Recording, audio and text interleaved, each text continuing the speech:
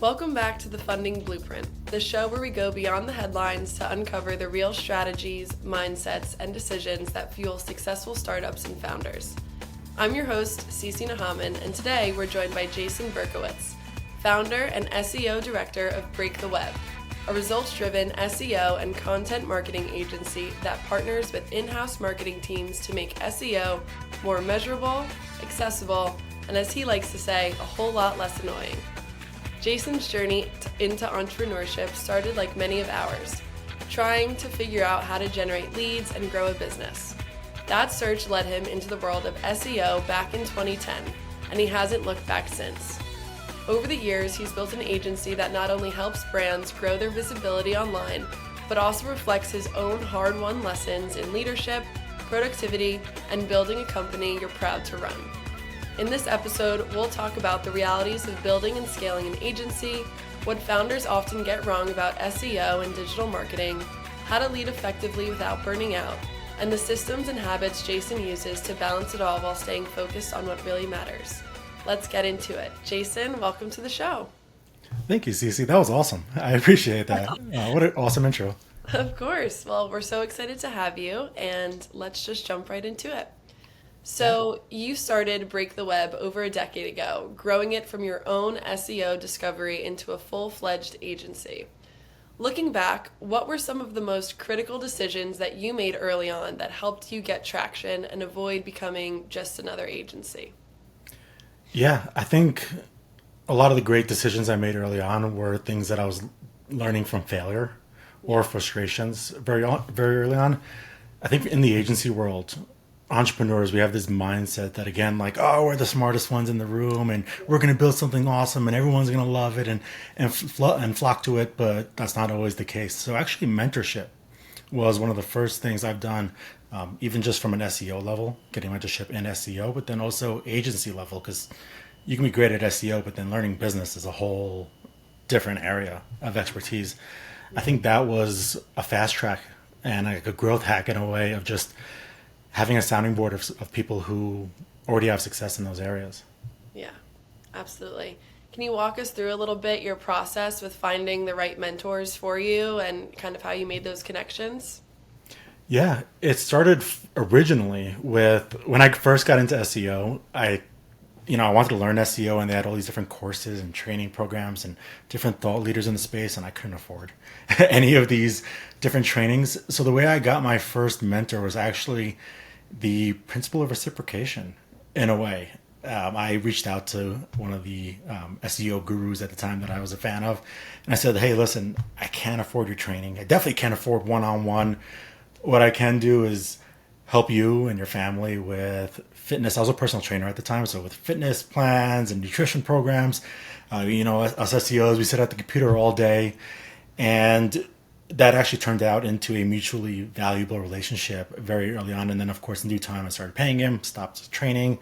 So that was one of the ways, is just reciprocating value. A lot of people want to ask for things, but they don't want to give anything in return. And that's one of the biggest principles in Dr. Robert Cialdini's book, Influence, is the law of reciprocation. So, yeah, yeah, absolutely.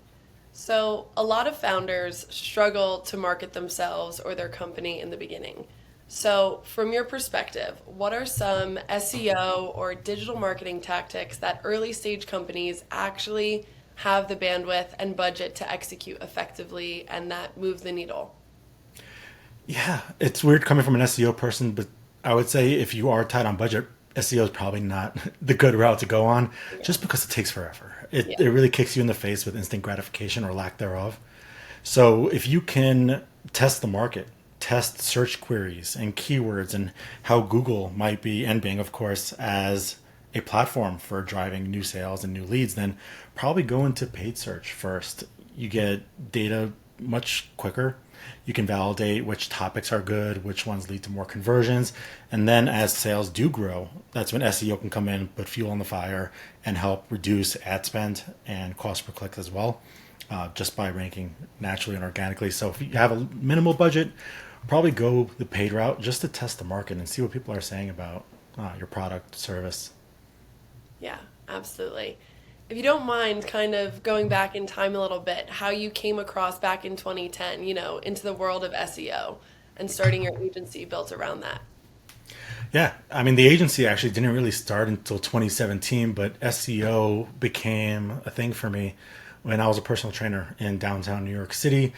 And I was tired of just, it's one of the big luxury gyms that are all around the US. And I was just tired of waiting on membership teams to bring me leads or new signups to give me leads. And then, of course, there's a hierarchy of who gets the really good leads and who gets the bad leads, so to speak.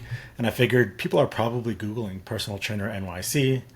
I was in Tribeca, New York, one of the wealthiest areas in the country. Definitely one of the wealthiest areas in New York City. That's where the gym was. So I'm like, every apartment building has a gym. So if I can just grab my backpack and just go from building to building within like a 4-block radius, then I'm set up. And then it turns out ranking for personal trainer NYC was successful. It did very well. And then I'm like, screw personal training. SEO is way more exciting and way more interesting. That's awesome. So SEO can feel sometimes opaque and overwhelming for many founders. So how do you recommend entrepreneurs think about SEO strategically, not just as a checklist of tasks, but as a part of their company's overall growth engine? Yeah, for SEO, for entrepreneurs that are not SEO people, in which they're not offering SEO as a service, transparently, they probably shouldn't think about SEO. They should probably redelegate their focus on the biggest drivers for the business and delegate their SEO marketing initiatives to someone who could invest fully. It's a lot harder, of course, very early on when you might be a one-person show. But if you do have the opportunity to bring in virtual assistants or other help, and then of course if you have the revenue or budget to outsource to a third party, like that's a load taken off of your plate in all different marketing aspects that you can focus again on growing the business. I think, yeah, the need to let go is where entrepreneurs often struggle. And if they're not SEO folks specifically, or they're not offering it as a service, probably delegate to the experts and avoid that trap of like, I'm going to wear as many hats as possible. And then, oh crap, I think I might be suffering burnout. Usually you figure that out after the fact. Yeah, definitely. So, in an obviously constantly changing landscape today, technology, Google search, all of that, how do you see SEO kind of changing over the next few years? And how do you think founders should kind of start preparing for that? Yeah, SEO really has always been changing. Yeah. Since 2010, SEO was vastly different than what it's like now. I mean, we used to be able to rank with software with the click of a button. A few days later, a lot of things were taking place, and then bam, you're ranking. So SEO and marketing in general, digital marketing, is in a constant evolution. And SEO is definitely going through an evolution with AI platforms. I think a lot of it is still yet to be determined. I think a lot of it is also segmented by industry type, or whether it's B2B, D2C, B2C, on search habits. What type of adoption. We do a lot of direct to consumer and like business to customer, business to community type brands. And we're not seeing much AI adoption, even though we are tracking mentions and from the brand itself and citations. It's still very low. We do have two clients in the B2B space. It's a whole nother level in which we're tracking traffic coming in from these platforms, and they're significantly high. And Break the Web, for example, we get a lot of traffic from AI platforms as well. So I think just trying to stay up to date with what's taking place, and most importantly, just figuring out where consumers are going to get their information. Are they going to Google search like traditionally? Are they going to TikTok now? Are they going to Reddit? And just adapting the marketing strategy to be really where they are, I think, is the most crucial. And SEO is going to evolve bigger than just traditionally Google, then even Bing, but also just brand awareness overall. And Claude, OpenAI, and ChatGPT, Perplexity, Gemini. So Yeah, absolutely. Kind of shifting topics here a little bit. Running an agency comes with unique challenges, client demand, scaling a team, staying ahead in a fast-moving field. So, what have you learned about, being in that agency setting, building a healthy agency culture, and keeping it sustainable while continuing to grow? Yeah, I think being realistic has definitely been helpful because, I mean, agency life takes a certain personality type. I speak with SEOs and other marketers all the time where maybe they've worked both in house with a brand and agency side, and some very much prefer in house because agency life can be a grind, it can be a Yeah. giant emotional roller coaster. So, really just making sure the team is aligned on what you can expect working in agency life and having that grit and that perseverance you definitely need, especially when it comes to educating clients or dealing with things maybe not working out the way you'd hoped, because SEO is, you're hoping the algorithm does its job right, and Yeah. very often it doesn't. So dealing with that with clients, being the bearer of bad news sometimes could take an emotional toll on people. So I think just constantly reminding the team and also hiring people that have certain core values of perseverance, driving through challenging things. Curiosity is a big one we look for. So if someone's curious, just in anything, then we find that as a really good value trait. So I think that keeps us pushing forward, especially when things do get tough. Like I remember 2020, I think for everybody was just kind of unknown. No one really knew what was happening. So that was just a weird one. But we were able to not do any layoffs. We had some clients that minimized budgets. We lost some revenue at the time. But thankfully, we've been able to bounce back since then without any big repercussions in that way. And also having just some money in the bank in a savings account for a rainy day fund helps tremendously too. Yeah, absolutely. So when you were first starting out, at your starting your agency, what were some specific like roadmaps or strategies that you followed to get where you are today? Yeah, my agency mentor recommended the book and the system Profit First by Mike Michalowicz because there were a few years that were going by where, come tax season, it says, oh, the business, I have an S Corp. So I'm personally responsible for the profit and paying taxes on the profit of the business. When I'm looking at the P&L statement and it says, oh, you have this much profit, where's that money? That money's not in my bank account, so where is it? And that's a very simple system, which the goal is to pay yourself first. Make sure that as the founder, the one taking all the risks and leading the vision and dealing with the sleepless nights, you get paid. Uncle Sam gets paid because that's very important too. And then keeping a sustainable business as well in terms of overall operational expenses. And it's a very simple model, but it actually just changed the way I thought about finances at the time and allowed me to feel more fulfilled about the work I'm doing because I'm actually seeing the money from it. Yeah, definitely. So, as a leader of your business, you wear a lot of hats, like we've said. So, what are some systems, habits, or tools that have helped you stay productive, prioritize what really matters, and avoid kind of getting bogged down in that busy work as a founder? I think there's a lot. Yeah. There's quite a lot. I think having, first off, restrictions in your calendar is the most important thing. If I also do sales, so it's like founder led sales too, and sometimes we don't want to, like somebody inquires, we don't want it to be too long until we connect with them because that will just impact potentially the sale. So making that available for certain sales opportunities, but not making it in a way that I just get overwhelmed with bookings on sales calls and can't get anything else done. So just calendar management from a general side, and even having those restrictions in the booking platform specifically, and team awareness has been really huge as well. The operations team has been really awesome at keeping my schedule fair and aligned and allow me to focus on the OKRs that are set for me, not only in the year, but also the given quarter. So I very much have my own accountabilities that I'm responsible for. So we make sure that certain things aren't over capacity on my side. And I think the biggest part of that was also hiring a second in command. We have our head of operations, whose goal is really just to be the right hand and make sure that everything I'm doing is still in support of the vision that we created at the start of the year. So she definitely keeps me aligned and keeps me accountable. And if I start gearing off and something shiny, which happens all the time, she asks me, is this a priority right now? And I'm like, no, it's Yeah. not. So I get put in my place. And maybe that's a productivity hat. That's not a tool. It's an expensive tool. But having good people also who are respectful of your calendar and your schedule and your time, I think is also really good. Definitely. So how was it for you kind of handing off some of those responsibilities as a founder?